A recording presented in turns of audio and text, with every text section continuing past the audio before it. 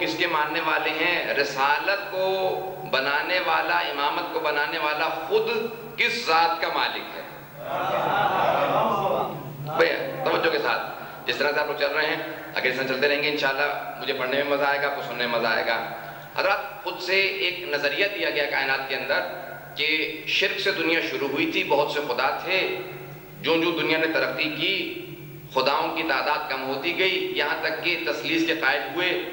تثلیث اسے ٹرینیٹی کہا جاتا ہے، تین خداؤں کا تصور جو عیسائی مذہب میں پایا جاتا ہے، خدا حضرت عیسیٰ اور روح قدس۔ اس کے بعد اور ترقی ہوئی، مجوسی آئے، دو خداؤں کا تصور آیا، یزدان و اہرمن، اچھائی کا خدا برائی کا خدا۔ پھر اور ترقی ہوئی، اسلام آیا، ایک خدا کے قائل ہو گئے۔ اب کمیونسٹ حضرات، منکران خدا، ملحد، تمام یہ افراد یہ سب کہتے ہیں اب اتنی ترقی آ گئی ہے کہ خدا کی ضرورت نہیں ہے۔ توجہ ہے میرے ساتھ؟ یہ پوری کی پوری دنیا میں کانسیپٹ دیا جا رہا ہے کہ اب ترقی اتنی، یعنی عقل اپنے تکامل پہ پہنچ چکی ہے، اب خدائی کی ضرورت نہیں ہے، کسی خدا کی ضرورت نہیں، کسی بت کی ضرورت نہیں۔ حضرات اولاً تو یہ خود سے پورا مفروضہ تاریخی لحاظ سے غلط ہے۔ دنیا توحید سے شروع ہوئی تھی، بعد میں شرک کی طرف گئی ہے۔ شروع توحید سے ہوئی تھی، اور مجوسیت عیسائیت سے پہلے آئی تھی، دو خدا پہلے آئے تھے، تین خدا بعد میں آئے تھے، شرک بعد میں آیا۔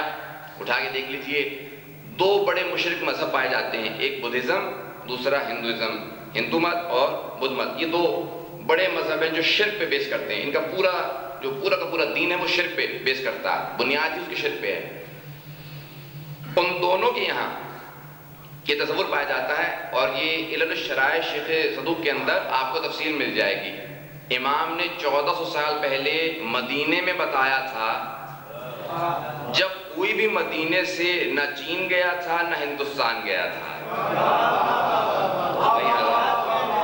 وہ افراد جو کہتے ہیں کہ امام کے پاس علم غیب نہیں ہوتا،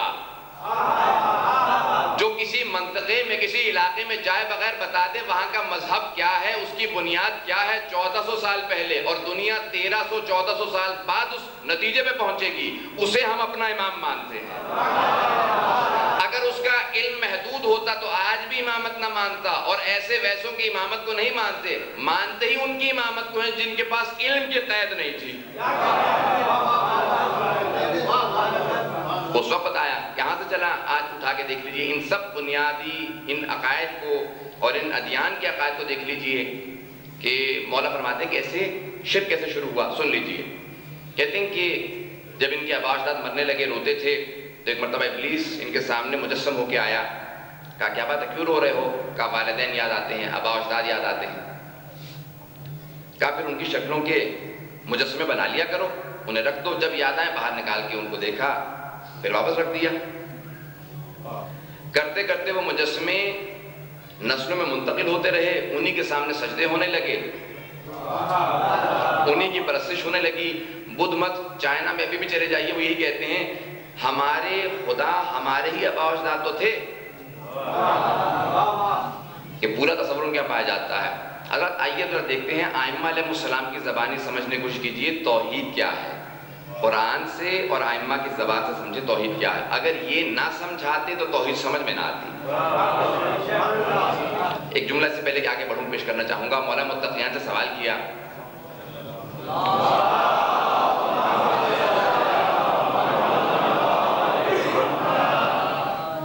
کیا یا علی آپ نے رسول خدا کو کیسے پہچانا؟ خدا کو کیسے پہچانا، خود سے یا رسول خدا کے ذریعے؟ توجہ ہے، خدا کو کیسے پہچانا، خود سے پہچانا یا رسول خدا کے ذریعے پہچانا؟ ابھی ہمارے یہاں باقاعدہ ایک بہت بڑی پاکستان خصوصاً تحریک چل رہی ہے بھائیوں میں کہ خدا کو بھی رسول خدا کے ذریعے مانو، نہیں تو خدا خدا نہیں ہے۔ ذرا مولا کا فلسفہ دیکھیے، مولا کیا بیان کر رہے ہیں توحید کو۔ ہمارے عقائد وہ ہونے چاہیے جو ہمارے ائمہ نے بتائے ہیں، وہ نہیں ہونے چاہیے جو ہمیں سمجھ میں آئے ہیں، کیونکہ ہم سمجھے ہی نہیں ہیں، سمجھے تو وہ تھے۔ پوچھا بتائیے مولا آپ خدا کو خود سے سمجھے ہیں، آپ کی معرفت جو خدا کی معرفت ہے آپ نے خود سے حاصل کی یا رسول خدا کے ذریعے؟ اب جواب کیا ہونا چاہیے تھا، یا خود سے حاصل کی یہ بتا دے رسول خدا کے ذریعے. آپ نے جواب دیا میں نے رسول خدا کو خدا کے ذریعے پہچانا.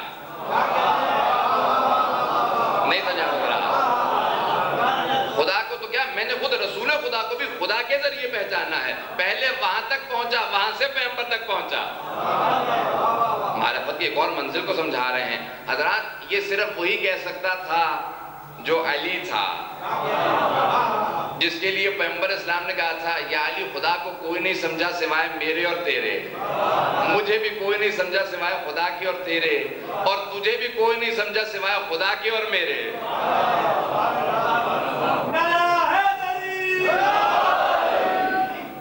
اب یہ ان کے علاوہ کوئی نہیں کہہ سکتا تھا. آئیے ذرا سمجھیں ائمہ علیہ السلام نے کیا کہا. اب کچھ جملے میں کہوں گا بہت سخت ہوں گے, بہت سے افراد کو شاید سمجھ میں نہ آئیں. سخت اس معنی میں نہیں کہ جملے سمجھ میں نہیں آئیں گے لغوی لحاظ سے. میں بہت ہی آسان کر کے ترجمہ کیا کرتا ہوں, کوشش کرتا ہوں اپنے طور پہ جتنی میری وسعت ہے بہت سادہ گفتگو کروں, سامنے کی بات کروں, یعنی جتنے بھی علوم کو سادہ کر کے پیش کیا جائے. ہمارے ائمہ کی یہ تعلیمات ہیں, لیکن مفہوم بہت گہرا ہے.